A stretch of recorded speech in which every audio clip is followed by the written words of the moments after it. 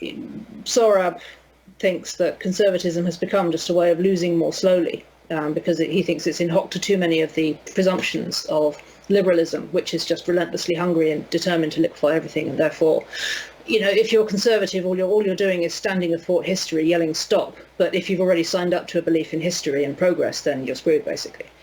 And all you can ever really do is slow it down and sort of wish for a return to a period 5 minutes before whatever it is that's happening right now.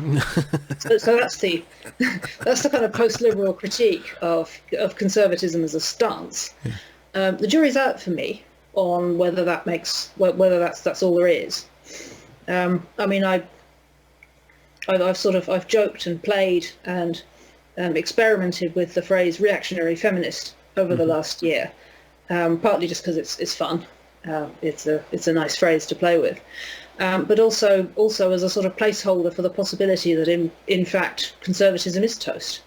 And if that's true, and I'm not completely certain what I think about this yet, if it's true, it's because the entire liberal settlement is toast, because that was an effect of the industrial era and to an extent the print era as well.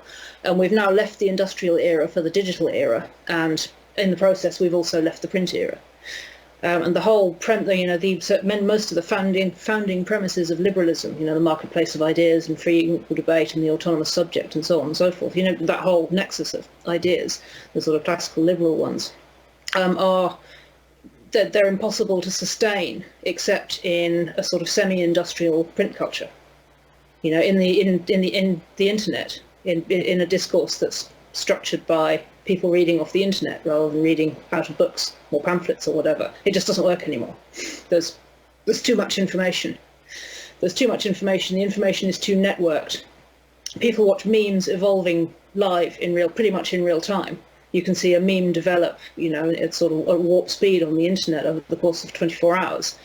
And it's just not possible to hold to the ideas of a stable, objective world that you need, in order to sustain the kind of the framing premises of the liberal subject. So the whole edifice of liberalism is being rotted from the inside by its own invention, the internet.